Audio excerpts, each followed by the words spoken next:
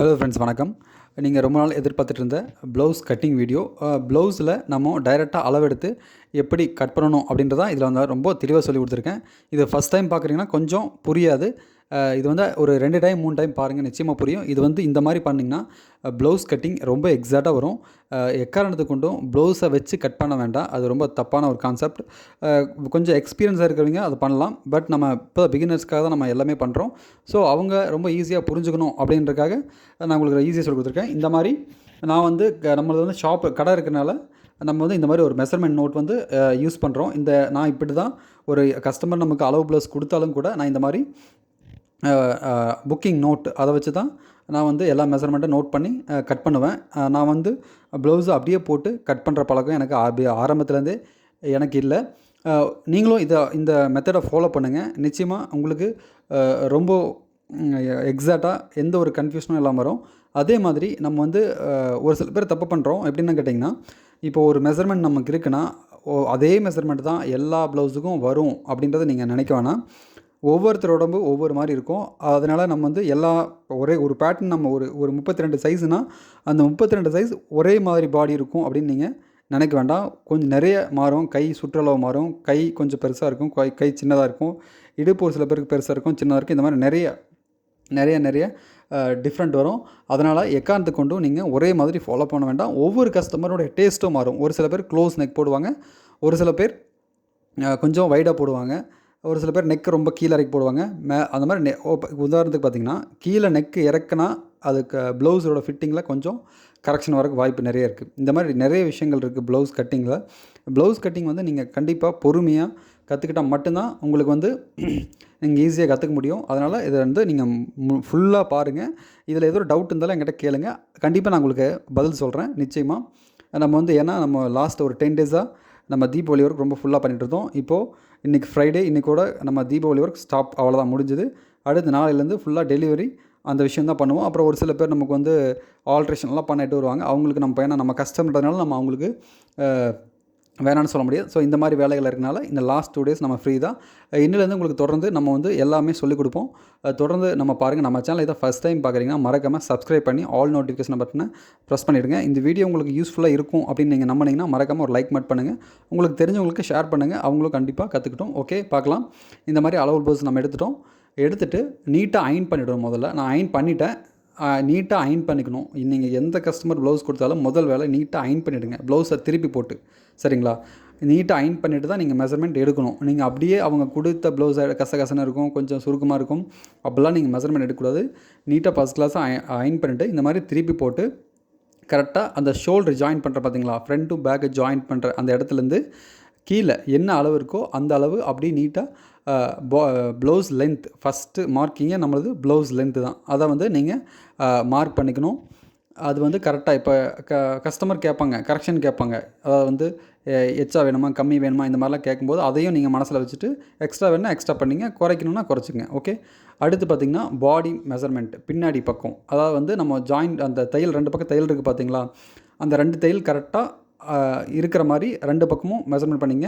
அவங்க வந்து கொஞ்சம் பிரித்து விட்டுருக்காங்க. அவங்களுக்கு கொஞ்சம் டைட்டாக இருக்கும் போல் தெரியுது. அதை என்கிட்ட சொல்லாமல் விட்டாங்க அவங்க. நம்ம வேணால் இந்த மாதிரி சைடில் ஒரு நான் கோடு போட்டுருக்கு பார்த்தீங்களா, அது அந்த இடத்துக்கு தான் தையல் வந்திருக்குது. பிரித்து விட்ருக்காங்க. நம்ம தைக்கும்போது கட் பண்ணும்போது கொஞ்சம் லூஸ் வச்சுக்கலாம், ஒன்றும் பிரச்சனை இல்லை. அந்த ஜாயிண்ட் வருது பார்த்தீங்களா, பின்னாடி தையல்லேருந்து இந்த பக்க தையல் வரைக்கும் 18 இன்ச் கரெக்டாக வருது. அந்த 18 வந்து நீங்கள் நோட் பண்ணி வச்சுக்கோங்க. பின்னாடி பக்கம் 18 இன்ச் இருக்குது, சரிங்களா? அடுத்து வந்து ஃப்ரண்ட்டில் அப்படியே கண்டினியூவாக அளக்கலாம் எவ்வளோ இருக்குதுன்னு சொல்லிட்டு. இது கஸ்டமர் ப்ளவுஸ்ன்றதுனால அவங்களுக்கு என்ன மெஷர்மெண்ட் இருக்கோ அதை அப்படியே காப்பி பண்ணி நம்மளுடைய புக்கிங் நோட்டில் நம்ம வந்து அப்படியே எழுதிக்கலாம். அடுத்து வந்து ஃப்ரண்ட்டு வந்து நீங்கள் கிராஸ் கட்டிங் இருக்கும், ஸ்ட்ரைட் கட்டிங் இருக்கும், ஒவ்வொருத்தவங்களது ஒவ்வொரு மாதிரி இருக்கும். அதை வந்து நீங்கள் எப்படி நான் மெஷர்மெண்ட் பண்ணுறதை பார்த்துக்குங்க. அதே ஜாயிண்ட்லேருந்து அளக்கிறேன். ஜாயிண்ட்லேருந்து கரெக்டாக அந்த ஜாயிண்ட் மார்க் பண்ணுறேன் பார்த்தீங்களா, அந்த ஜாயிண்ட்லேருந்து நான் வந்து மெஷர்மெண்ட் பண்ணுறேன். ரொம்ப இழுக்கக்கூடாது, லைட்டாக அப்படியே கொஞ்சம் இழுத்து பிடிச்ச மாதிரி எடுத்துக்கங்க. எவ்வளோ இருக்குது பார்த்தீங்கன்னா, ஒரு 8.25 இருக்குது. ஒன் சைடு 8.25 இருக்குது. கொஞ்சம் லைட்டாக இழுத்திங்கன்னா ஒரு 17 இன்ச்சு 17 இன்ச் வரும் எக்ஸாக்டாக. கொஞ்சம் ஏன்னா இது தண்ணியில் போட்டுப்பாங்க, கொஞ்சம் சிங்க் ஆகிருக்கும். ஒரு 1/4 இன்ச் நம்ம சேர்த்து எடுத்துக்கலாம். ஒரு 17 இன்ச். அப்போ பார்த்தீங்கன்னா கிட்டத்தட்ட அது 2 கூட்டினீங்கன்னா எவ்வளோ ஆன்சர்னு பார்த்துக்குங்க. நான் கொஞ்சம் மேக்ஸில் வீக்குன்றதுனால டக்குன்னு நல்லா அதை வந்து கூட்ட முடியல. Okay, next. அடுத்து ஹார்ம் ஹோல் சுற்றளவு. அது வந்து ஃப்ரண்ட்டும் பேக்கும் ஒரே மாதிரி இருந்துச்சுன்னா நீங்கள் அப்படியே மெஷர் பண்ணிக்கலாம். இது வந்து நான் ஃப்ரண்ட் பேக்கில் மட்டும் மெஷர் பண்ணுறேன் எவ்வளோ இருக்குன்னு சொல்லிட்டு. அந்த ஜாயிண்ட்லேருந்து மேலே ஷோல்டர் வரைக்கும் 7 இன்ச் இருக்குது. அப்போ 7 7 14 இன்ச். சரிங்களா? அது அப்படியே வந்து நீங்கள் வந்து எழுதிக்கலாம். Harm whole round 14. சரிங்களா? அடுத்து ஷோல்டர் வந்து இவங்களுக்கு கொஞ்சம் அகலமாக இருக்க மாதிரி எனக்கு ஃபீல் ஆச்சு. பட் அவங்க டேஸ்ட்ன்றதுனால நம்ம ஒன்றும் வந்து இது பண்ணிக்கோனா. நான் இந்த மெஷர்மெண்ட் ஃபுல்லாக பார்த்தீங்கன்னா நான் அளக்கும்போது கிட்டத்தட்ட 12 இன்ச்சு இருந்துச்சு. ஸோ ஓகே, அது அவங்க விருப்பம். அவங்க டேஸ்ட்டுக்கு நம்ம அப்படியே கட் பண்ணி கொடுத்துருவோம். நம்ம இதில் எந்த ஒரு மாற்றமும் பண்ண வேண்டாம். கஸ்டமர் இது ஓகே எனக்கு கரெக்டாக இருக்குன்னு சொல்லிட்டாங்கன்னா நம்ம அதில் எந்த ஒரு விஷயத்தையுமே இது பண்ணக்கூடாது. நான் ஒரு 3 மெஷர்மெண்ட் இதில் எழுதுவேன். ஷோல்டர் 12, அப்புறம் பார்த்திங்கன்னா ஒரு 3 இன்ச் அந்த ஃபுல் ஷோல்டர் 3 இன்ச், அப்புறம் உள்ளே திருப்படிக்கிறது வந்து ஒரு 1/4 இன்ச் வரும். நம்ம கேன்வாஸ் தான் யூஸ் பண்ணுவோம், அதனால் நீங்கள் அதை கணக்கு வேண்டாம். ஷோல்டர் அகலம் பார்த்திங்கன்னா ஃபுல்லாக 3 இன்ச் இருக்குது. ஃபினிஷிங் பார்த்திங்கன்னா 2 இன்ச் இருக்குது. இந்த மெஷர்மெண்ட்டு பார்த்திங்கன்னா 2 இன்ச், ஃபினிஷிங் வந்து 2 இன்ச் இருக்குது. ஓகேங்களா? உள்ள அகலத்தையும் பார்த்துக்கங்க, ஒரு டவுட்டுக்கு வேணால் நீங்கள் எடுத்துக்கலாம். ஃபுல்லாக 3 இன்ச் இருக்குது, ஃபினிஷிங் வந்து 2.5 இருக்குது. உள்ள அகலத்தையும் வந்து பார்த்துங்க. உள்ள அகலம் வந்து கிட்டத்தட்ட ஒரு 6 இன்ச் இருக்குது. சரிங்களா? 6 இன்ச். இவங்க கொஞ்சம் நல்லா அகலமாக போடுவாங்கன்னு நினைக்கிறேன். அதனால் உங்களுக்கு ஃபுல்லாக 6 இன்ச் இருக்குது. ஓகே, அடுத்து வந்து பேக் நெக் லென்த். இதை வந்து நான் இப்படி கிராஸை தான் மெஷர்மெண்ட் பண்ணுவேன். ஒவ்வொருத்தரும் ஒவ்வொரு மாதிரி மெஷர்மெண்ட் பண்ணுவாங்க. பட் நான் இது இப்படி தான் ஃபாலோ பண்ணுவேன். நீங்களும் அப்படியே ஃபாலோ பண்ணிக்கங்க. நீங்கள் பிகினர்ஸாக இருந்தால் கண்டிப்பாக அது உங்களுக்கு புரியும் நல்லா. பேக் நெக் லென்த் பார்த்திங்கன்னா 9.5 இன்ச் இருக்குது. அதை வந்து எழுதிக்குங்க. எல்லா ப்ளவுஸுக்கும் இதே ஃபார்முலாவில் தான் நீங்கள் வந்து மெஷர்மெண்ட் பண்ணணும். எல்லா சைஸ் ப்ளவுஸுக்கும் மெஷர்மெண்ட் இப்படி தான் பண்ணணும். உங்களுக்கு இதில் ஒரு டவுட் இருக்குது, ஏதோ ஒரு டவுட் இருந்தால் நீங்கள் கமெண்ட்ஸில் கேளுங்க, நான் உங்களுக்கு கண்டிப்பாக ஆன்சர் பண்ணுறேன். அதுக்கே நான் ஒரு வீடியோ உங்களுக்கு நான் பண்ணுறேன். ஃப்ரண்ட் அளந்துட்டிங்களா? எப்படி மெஷர்மெண்ட் பார்த்துருப்பீங்க. ஓகே, நெக்ஸ்ட் ஸ்லீவ் லென்த் பார்த்திங்கன்னா அந்த ஜாயிண்ட்லேருந்து ஃபுல் லென்த் எவ்வளோ இருக்குன்னு பார்த்துக்குங்க. கிட்டத்தட்ட 10 இன்ச் இருக்குது. சரிங்களா? 10 இன்ச் இருக்குது. அடுத்து ஸ்லீவ் ரவுண்டு பார்த்திங்கன்னா ஒரு 5.25னா 10.5 இன்ச். ஒன் சைடு 5.25, அப்போ வந்து 10.5 இன்ச் டோட்டல் ரவுண்டு. அடுத்து இடுப்பளவு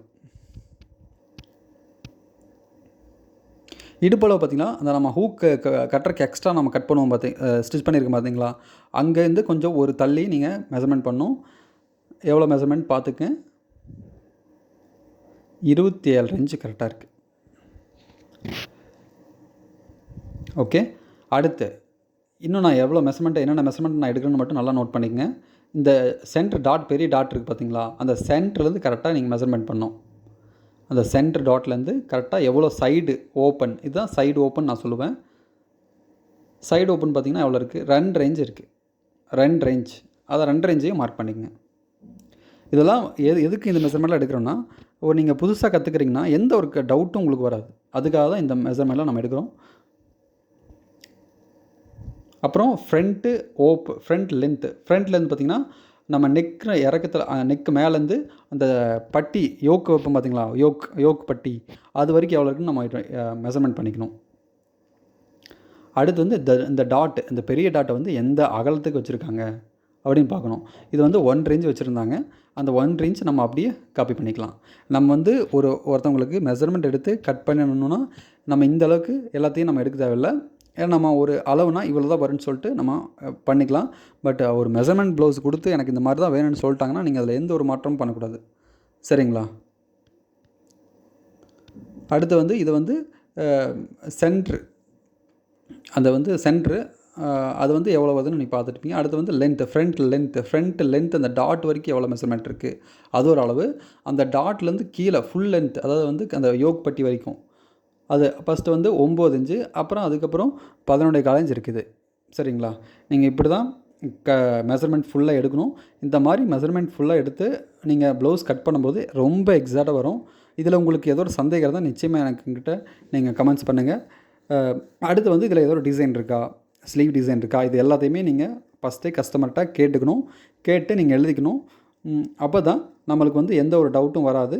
நீங்கள் கடைசியில் கட் பண்ணிவிட்டு அப்புறம் எல்லாமே நீங்கள் வந்து பண்ண முடியாது. அதனால் ஃபஸ்ட்டே நீங்கள் கஸ்டமர்கிட்ட கேட்டுக்குங்க. என்ன டிசைன் வைக்கணும், எந்த மாடல் வைக்கணும், உங்கள்கிட்ட புக் இருந்தால் புக்கை பாருங்கள். இல்லை நம்ம சேனலில் நீங்கள் பார்க்குற டிசைன் எது இருந்துச்சுன்னா அதை வந்து நீங்கள் அவங்களுக்கு காமிச்சு நீங்கள் ஆர்டர் எடுத்துக்கலாம்.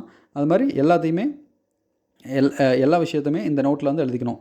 ஆர்டர் அவங்க கஸ்டமரோட பில் நம்பர் என்ன, அவங்க ஊர் என்ன, அவங்க மொபைல் நம்பர், டியூ டேட், எல்லாமே இந்த புக்கில் வந்துடணும். இந்த புக் இருந்துச்சுன்னா உங்களுக்கு வந்து ரொம்ப ஈஸியாக இருக்கும் உங்களோட வேலை. நீங்கள் வந்து ஒரு டைம் நீங்கள் அவங்க ஆர்டர் எடுக்கும்போது எழுதி போட்டிங்கன்னா அதுக்கப்புறம் நீங்கள் அந்த புக் எடுத்து பார்த்தா உங்களுக்கு எல்லா ஞாபகம் வந்துடும்.